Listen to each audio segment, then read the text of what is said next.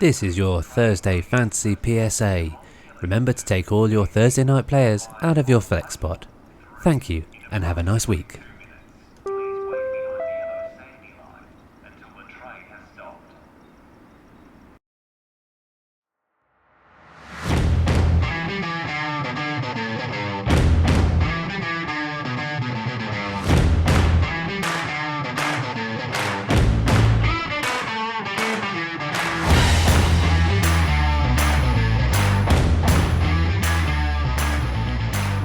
Hello everybody and welcome back to another episode of Rugby with Pads. I'm here once again in a slightly different shape than I was before. As you can see if you're watching on YouTube, and you will be watching on YouTube because this will be the only episode uploaded today because we had our audio upload problem. So this is just going to be exclusive for the YouTubes. We had obviously a win for my beautiful Rams. And it was the most beautiful of wins as well because it was against that age-old enemy, the San Francisco 49ers. I am celebrating a victory Tuesday, even though it's Monday. Anyway, I'm less enthused about my my productivity on the virtual gridiron. However, as you can see from this behind me, I went 5-2 this week. Not great. So still 500 season, well above 13-8 at the moment. Pretty happy with how it's going. So, but I can't say the same for some of my predictions in week 3. And I guess a bit of a mea culpa. This last week, I did not get any of the hots right because I thought it was going to be Brock Bowers, the Raiders against Carolina. I thought those were two lock-ins, and I did do a third, but didn't pan out at all.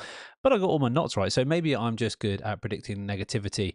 But that's what we're going to change today. We are going to look at some positive viewpoints here. And with that, we're going to go through a quick jaunt through our mismatches that we're going to highlight. And then we're going to take a look at 3 games or 3 matchups in the fantasy space that I think are going to be of interest because they hold a lot of players and a little bit of analysis that we're going to do. But we're only going to be dealing with 2 matchups, really, because 2 of those matchups are against the same opponents. And we have this occasionally in our leagues. The Dynasty crossover with my home league is quite high. There's about 7 common players, I think, 6 or 7 common players. Ed and Tim are playing each other in both of them, both in a very similar state towards the upper ends of the board here on Dynasty. I'll have to look at how it is in the home league space, which is it's throwing up a couple of curveballs, not going to lie. But we'll be looking at them, and then we'll be looking at Mike versus Jack in the 16-man Nega redraft league. But without further ado, let's get on with the content and have a look at what we're dealing with this week. And we'll start off by looking at this schedule because this schedule is a bit of a funny one. And I was looking down the list. You know, I've obviously, if you've listened to this morning's show, you've known that I've already picked my starters and my sits and stops. My hots and my knots. I've got to figure out a better way of saying that, but I've already picked out my players and I've already gone through this. But I was looking at this again, and I really, after having watched some of the game film last night from the Monday games, and Jaden Daniels absolutely amazed. So I'm looking at that in a fresh new light. And also, you know, Josh Allen is just Josh Allen. He is the GOAT, apparently, of the fantasy season this year. But there are still a lot of mismatches, and there's still some things I'm really unsure about in some of these teams. You know, Dallas, New York, I don't know whether either of them are any good. I think they both have good parts to them. I think New York's defense is okay. It's a little bit porous. Dallas is like a sponge when it comes to defense, but both of them have a intriguing offense with Malik Neighbors being fantastic and the run game being terrible in Dallas. I could see this being a really high scoring game, but I would look to target the running game in New York, whether it's Daniel Jones being sneaky agile on the ground. I don't know what it is, but there's something about this game on Thursday night intrigues me, and I think it may buck the trend for a low-scoring Thursday night. Normally, the games are boring on Amazon. This week, I don't think it's going to be because they'll go both kind of scrapping towards the bottom and middle of the NFC East with the Washington Commanders on the top. Let's have a quick look at the table here. I think they are at the moment, you know. Yeah, Washington Commanders 2-1, Philadelphia Eagles 2-1, and New York and Dallas both at 1 and 2. That means this game is actually of interest, and I think it will have some connotations. So yeah, rather than just being something where Dallas beats up New York once again, I think they're closer than anyone expected. Anyway, enough about the Thursday night game, which will probably be rubbish anyway.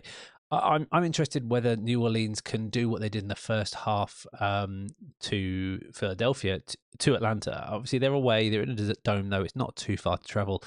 I'm backing the New Orleans defense to be really good, and that's all I can say. That they have been low-key good. And although Derek Carr didn't have the most fantastic of games, I think he looked better. But for fancy, that is, he looked better from the tape than Kirk Cousins. I think something not quite right mechanically with Kirk Cousins. A lot of talk about his injury, his ACL. Different to Rodgers, he's a couple of months behind on the schedule, and it's a different leg, planting leg versus non-planting leg. I've read too much about that, but that's an interesting one. Rams versus Chicago. The Rams just absolutely made my weekend with that 27-24 victory. And the Rams go into this game as the underdog. I don't know why. Yes, their defense is incredibly porous, but they play to their strengths, which is Matthew Stafford. And I think we'll see that. And I think the occasion will be too much for Caleb Williams again. I'm back in the Rams on this occasion once more, but I don't know who it's going to be. It could be just spreading the ball to a bunch of nobodies that include my favourite rookie, Jordan Whittington. I think he will make a late season charge. So yeah, maybe look at him if he's on your waivers. He probably will be. The running game in Chicago is rubbish. You have my permission to bench DeAndre Swift. Yes, you probably paid a high premium for him. You needn't have done that. Is Roshan Johnson going to be a thing? Potentially. I hope not. It's just not great over there. And I think it's all to do with the line, but also DeAndre Swift was given up by the Lions for a reason. And yeah, if you watch that series of Hard Knocks, you saw that he really wasn't up to scratch. So yeah, whether we'll see a renaissance there in the same way we listened to Monday's show. Actually, we talked about a running back renaissance. Definitely not seeing that in Chicago. Whether we'll see that change elsewhere, we'll have to see. The thing that intrigues me about Minnesota versus Green Bay, will Minnesota be the best team in football once again? I don't know, but I'm interested to see if Emmanuel Wilson gets some play. He is outplayed on a per snap basis Josh Jacobs considerably. He's available in 98% of leagues, so you should probably pick him up. And I talked about that on the waivers show this morning. Yeah, interesting game. I think this is going to be the Battle of the North. Might have Jordan Love back. It doesn't look like it yet, so I think it's going to be another Malik Willis game. Does that mean Minnesota's defense is someone you want to target? Yes, it does. They are scheming up all kinds of weird stuff. Andrew Van Ginkel doing monstrous stuff. Yeah, I'm all over the Vikings defense because they just look threatening. Denver, New York, not a great game. I think it's going to be very defensive, but I am thinking that Knicks, although he showed a lot of promise in the last game, he's going to get brought back down to earth by a stout New York defense. I think, yeah, we could see a couple of picks come back for Bo picks. Whereas I rate Aaron Rodgers to just stay clean and get the ball to Conklin an awful lot. And he is one of my pickups of the week. So go and get him. Philadelphia, Tampa Bay. Yeah, Philadelphia's defense paid out their skin. Did CJ Gardner-Johnson get rinsed once or twice? Yes, he did. Did Reed Blankenship get the game sealing interception? Yes, he did. But I think they were circumstantial, and I think the passing game in Tampa will be back into it. I think they'll come back fighting, and I'm seeing a big game for Mike Evans, who will be demanding the ball. He is unguardable if it's anyone but Patrick Surtain, basically. So go and take a look at him this week. Cincinnati, Carolina. Just don't like this game. Full stop. It's Burrow, but you're not going to get the same Andy Dalton you got last week, but you might get something close to useful. Cincinnati's defense is rubbish, or has played rubbish so far. So I'm not buying into that yet. But am I buying into the fact that Carolina is a good team? No, I don't think so. Jacksonville, Houston, AFC South. Again, another game I don't really like the look of. I do expect that Stroud is going to bounce back, and that's the only narrative I can kind of play there. Washington, Arizona. Do I see many mismatches there? I just see this being a high-scoring game. We've seen them both enter into high-scoring games. Yes, Arizona maybe faltered a little bit against the Detroit Lions that they shouldn't have, but I'm targeting anyone I can in that game. I'm getting Terry McLaurin back in my lineup after he shone out last night and got that drop bomb. I mean, Jaden Daniels going out there. He's down there somewhere. That's what you like to see. Jawan Jennings is a lock for most people's lineups. I think you probably spent so much fab or most of your budget in terms of your priority on the waivers on him if you've got him. Do I think he's going to have a stellar game? No, I don't think he's going to have a three score game. Could he have one or two? Yes, he could. Is Ayuk going to probably be bad again? Probably not as bad. Is it going to be a great game? No, I think this is going to be a running game. Jordan Mason is the guy you want there. Ayuk is probably not going to. I think they're going to manufacture targets for him, and I think New England are going to know that. Yeah, despite the poor performance last week by New England, I still think they're a decent enough and well-organised outfit in the defensive lines. So expect them to come back and make it a bit more of a challenge for the 49ers, who are beatable. Yeah, they're 1-2. They are not kings of the West, and we'll have to see how that turns out. Cleveland, Las Vegas. I don't know what to think of either team now. I like Amari Cooper in this game. That's all I can say because I think he is needed. I think you're going to get a lot of pass rush because the Browns' offensive line are just terrible. They don't have a run game at the moment, which is really a shame. Is it a shame to see Watson get sacked 6 times? No, it's not. And I think we're going to see probably 5 or more sacks, 2 or 3 of which coming from Max Crosby, probably some being coverage sacks as well. People aren't just getting open, but when they are, the person who you can see as being open is Amari Cooper, and I think he's going to get hyper targeted because they need him to win the game. Kansas City, Los Angeles, yeah, that was so disappointing last game against the Steelers. Yeah, the Steelers, I know they're a tough defensive unit, but they didn't play to the occasion, and unfortunately, it looked like for the whole game that Herbert was playing hurt. You could really see that when he limped off the pitch, obviously. And do you want any replacements? No, I do not. So it's not in the script versus KC. So get your Kansas City defense up and running because I think you're going to see some picks there. Also, Buffalo, Baltimore. I think that's going to be.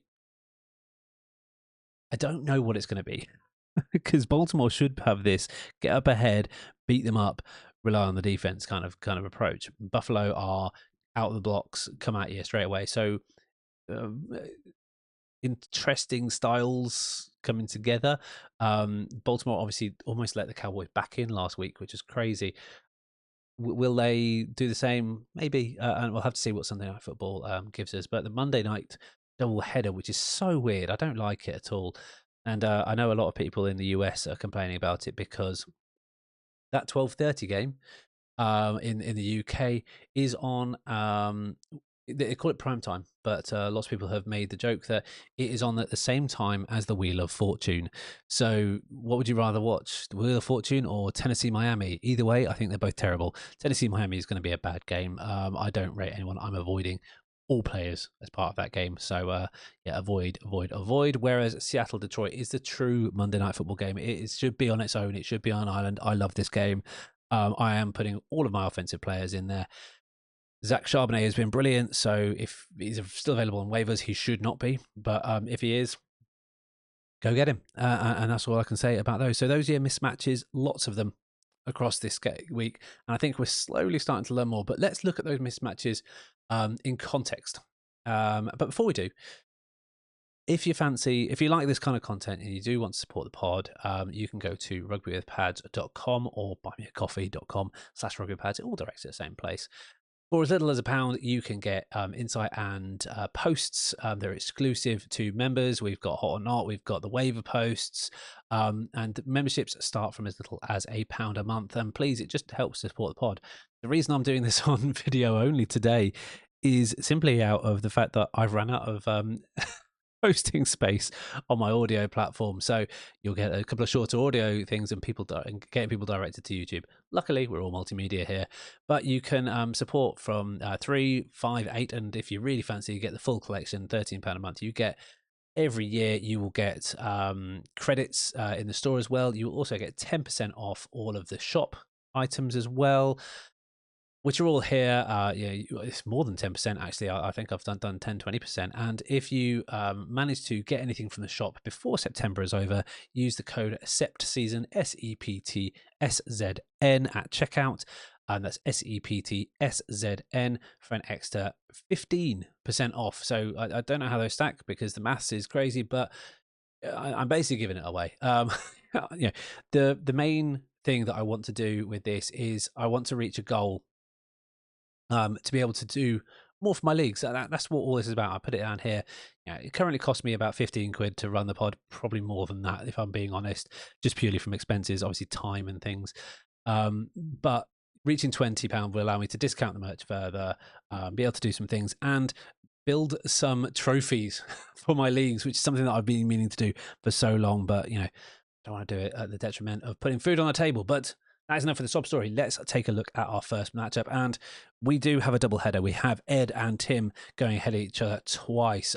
Ed in Dynasty, 3-0. Tim, 2-1. This is a battle of the Eastern Conference. Now, this league, I failed to mention it last week, but this league has an extra bonus to it, and it has got the wild card.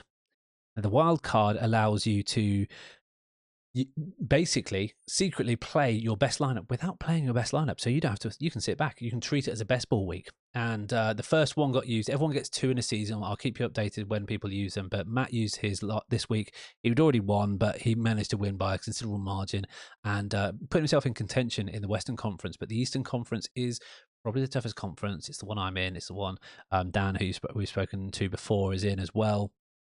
And Boz is there too.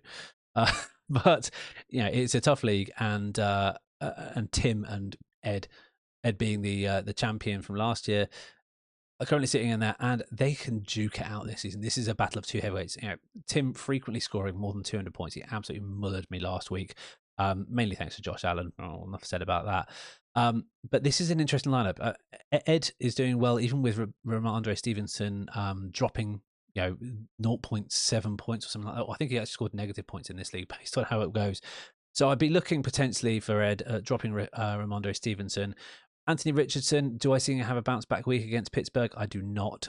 So I'm actually probably liking Matthew Stafford more so until he can prove otherwise. Yes, the running upside is there for Anthony Richardson, but even with the running upside, he did score, I think it was 5 points in this league or something silly. For some reason, I can't see the game logs.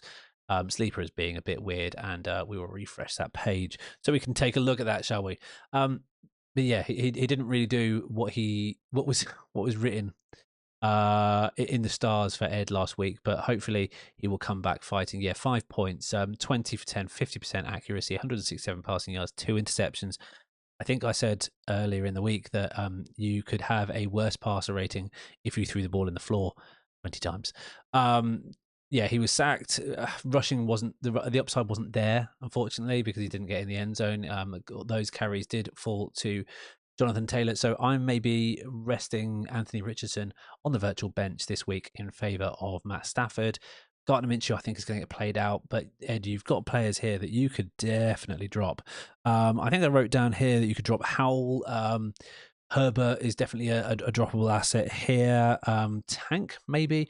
Maybe you trade him to the ETN owner if you can. And Joku, I think he's actually on IR here, but this doesn't tell the full story here. But there's definitely people you can consider not playing. I would elevate. I've already mentioned. I would elevate Matthew Stafford, and he's a sneaky good play for the week. DeAndre Hopkins is worth a spot start in the flex position. I think he came back to life a little bit this last week. Still wasn't great. 19 points though, actually not bad. But he's only on a 46% of snaps, which amazes me. So the consistency isn't quite there. Xavier Worthy is out there a decent amount. He's out there 50% of the time. It was a weird game script this week again. Didn't really do much. 5 points. You're suffering a little bit there, mate. So what I would recommend to Ed is to use his. I would use his wildcard this week. You might get those pinpoint games from Mattison potentially, depending on how game script goes. From Tank Bigsby, depending on if there's injury. From Rashad Bateman, he's a factor. Could be Romeo Dobbs week. You've got those players there to feed into your lineup, and yes, you've got a bunch of superstars. But with Devontae Smith potentially missing some time or being on a on account. Zay Flowers still not being trusted to catch anything. Cole Kmet, I think, is a really good play. Kyron Williams is going to be great. But Josh Jacobs, I think he's a worry. And I would take a look at your taxi squad. If you have Emmanuel Wilson, let's see who has Emmanuel Wilson. I loved him. Yes, he was explosive. Unfortunately, it doesn't have him, but I would trade for him if you can. If you can get the rookie in your lineup, those are the kind of players you want. And you've got Dak Prescott as well. This is this is a good team. I really do like it, and you've got teams who can spike. But the problem is you've got a lot of inconsistent players. So against Tim, who is going to consistently score a lot of points, especially with Josh Allen. That's when I'll be playing this wild card in this first, and play your in-division wild card. And I think a lot of people will see that this week, especially with buys around the corner. And we'll have a whole thing about the buys next week. It's going to be crazy. For Tim, I don't think there's anyone droppable here. He has a formidable lineup when it comes to the wide receivers: Justin Jefferson, Jamar Chase, Jalen Reed. I don't think Jerome Ford and Zach Moss are really worth starting.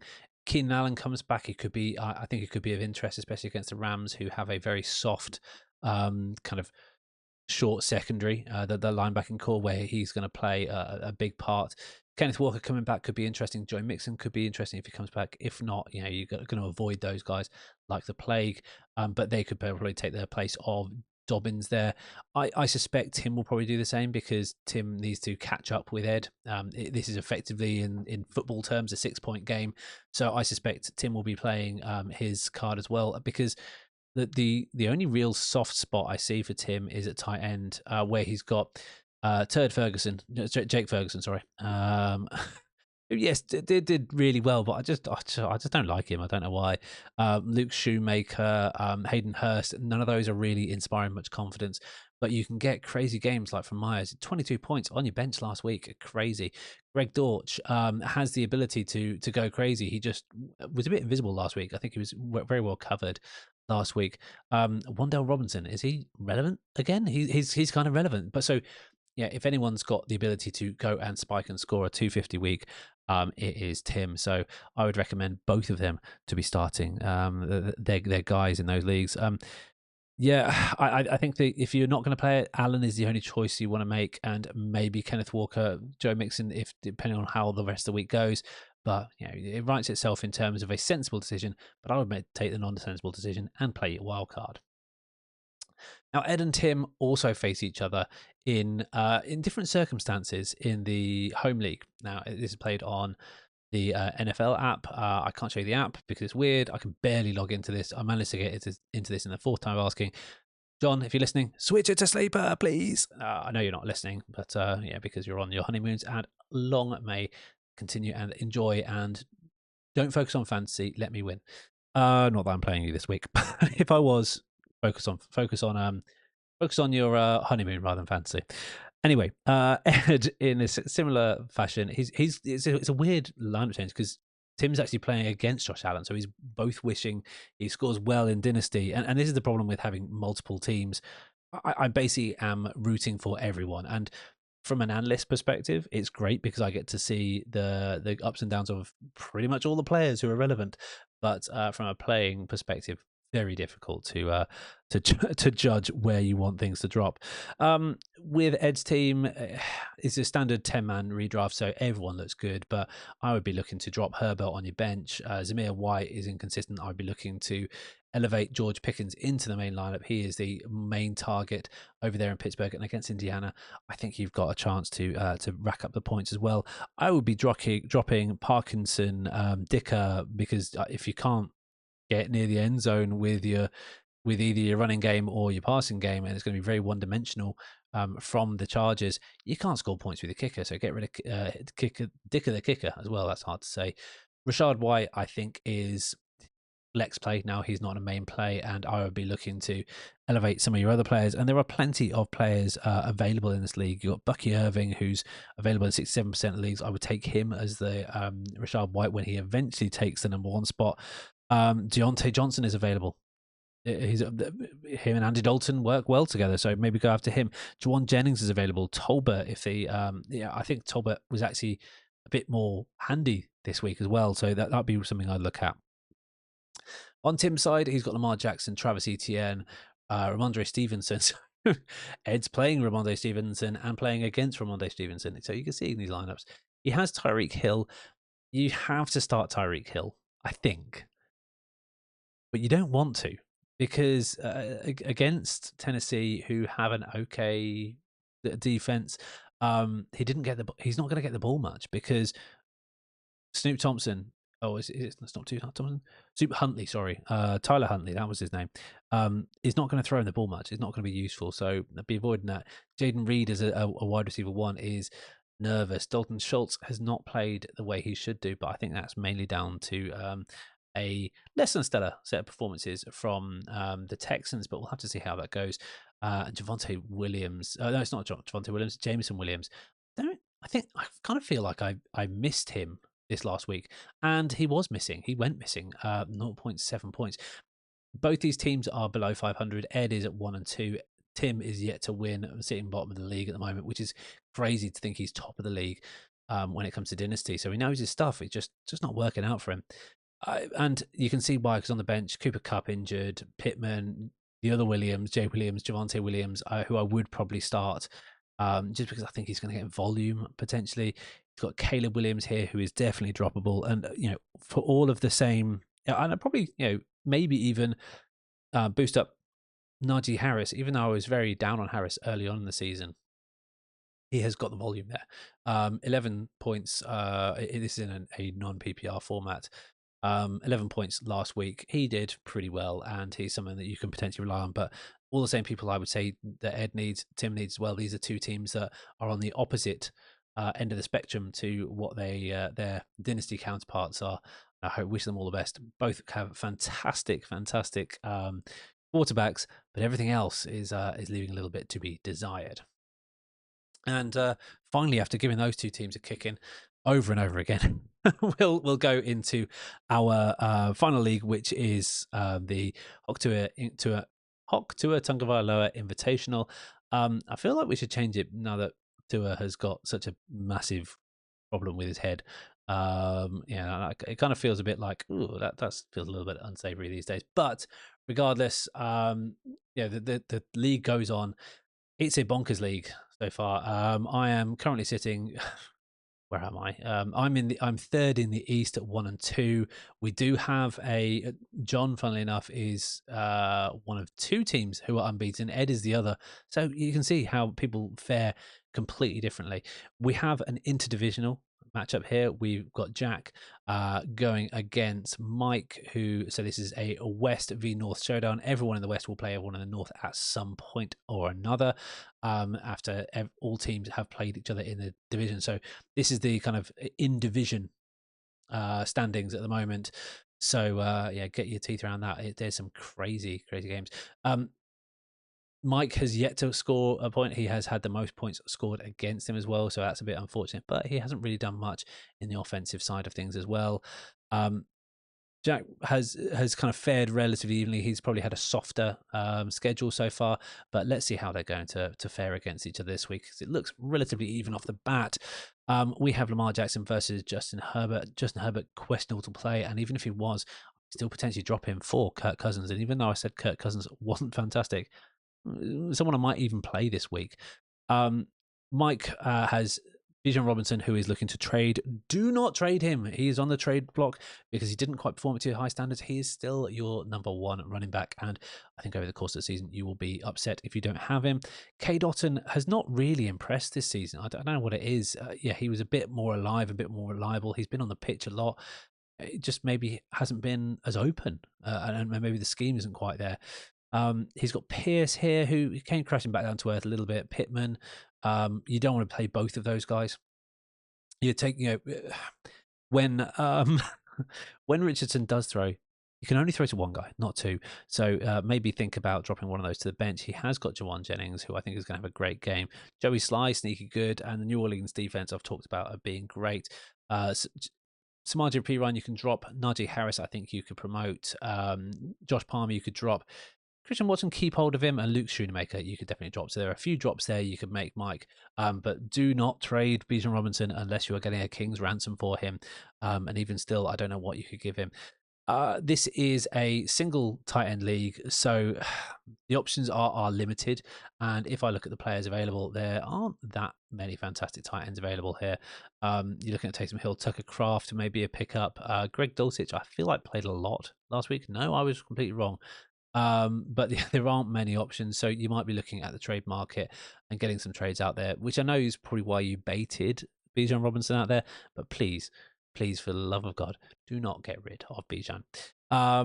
Jack, on the other hand, I've talked about Herbert. Relatively solid here. He's got CeeDee Lamb as his number one pick. Aaron Jones is a surprise favorite here. Kyle Pitts and if you're gonna play Kirk Cousins, you need to play Kyle Pitts to make sure you maximize on that stack there. Chris Olave, I think, is going to be having a okay game against Atlanta as well. I think he shone out a little bit after I bagged on him for 2 weeks in a row. Yeah, 20 points there. Definitely worth starting as well. I feel like Keon Coleman, I haven't mentioned his name at all. Yeah, he was there. One target, one reception for a touchdown. That is not great performance out of your first round wide receiver there. Carson Steele did work well there. Jack won him in the waiver raffle there. 62% of snaps. I think that's reliable and something you can depend on week.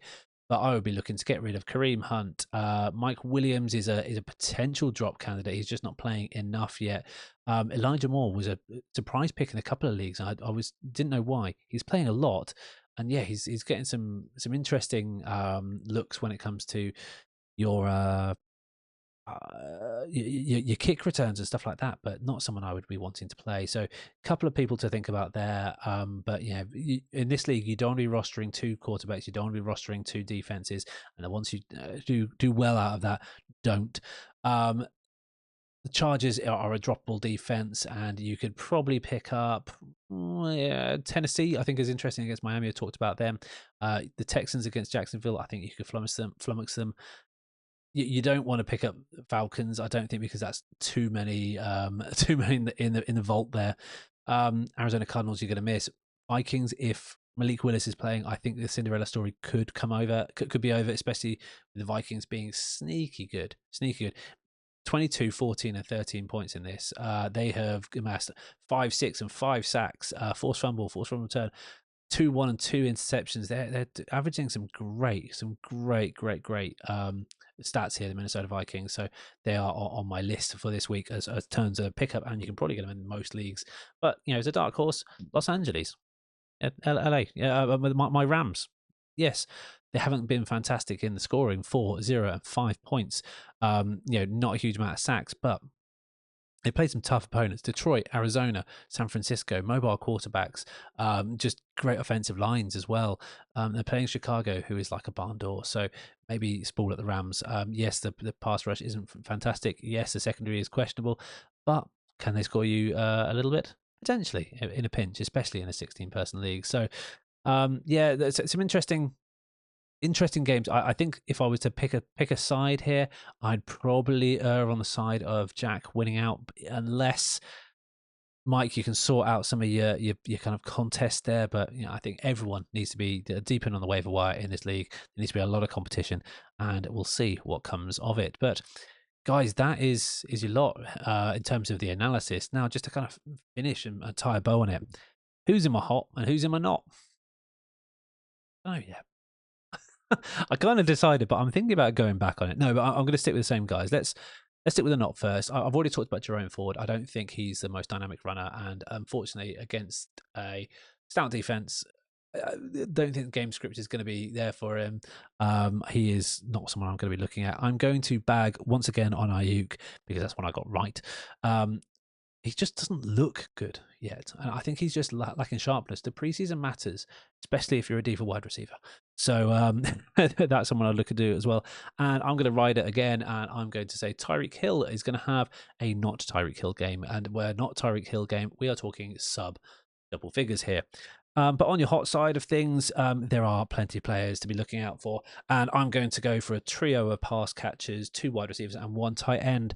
Mike Evans, the comeback is there. He is Mr. Reliable, Mr. 1,000 yards. This is the game where he can go for 140 and 2 on 7-8 targets or something like that. I think this is going to be a good game for him. Amari Cooper, PPR, you want to target him. You're going to start him up, spool him up. I know a lot of people are down on him, but Deshaun Watson is going to have to heave it, and he's the only one getting open. And Tyler Conklin, I think in a game where you're going to have your best players, Sauce Gardner taken away by Patrick Surtain, who is a true lockdown corner. I don't necessarily have the ability to appreciate and observe defensive play all that well, but I know Patrick Surtain's good. And I think he's going to lock it down. So, in that stead, I think you're going to see the accuracy from Aaron Rodgers. But I want to put Tyler Conklin on this because the tight end scene is disastrous, and Tyler Conklin is currently a tight end one that no one knows about because he's been sitting on your bench. So start him this week. That's all once more, and apologies for the kind of semi intrusive interlude to sponsor this podcast, but we would welcome your support if you listened this far, if you've watched this far, however you're consuming this media. We really do appreciate it, and I would love to hear back from you. Okay, like, comment, subscribe, share, all of that fun stuff. And if you really feel like you want to and you can afford to as well, that's a big thing. Don't do it just out of the goodness of your heart. Only if you can afford to and you want some killer merch, which I will be repping in next week's show, I hope, because it's all coming. It's all digitizing at the moment, so we're going to see how that goes. Go to rugbywithpads.com, exclusive posts and more besides as well. So thank you so much for listening. I really do appreciate it. Go find us on socials at RugbyWithPad. It's all in the description and what have you. But I will see you soon on the virtual gridiron. And I'll do that last. I'll do it again in a second. Might not mention it first, but Thursday night games, Monday night games, make sure your flex is all sorted. That's something I never talk about enough. I know it's at the start of this podcast, but I'm doing it at the end as well. Thank you so much. I will see you all very soon on the virtual gridiron.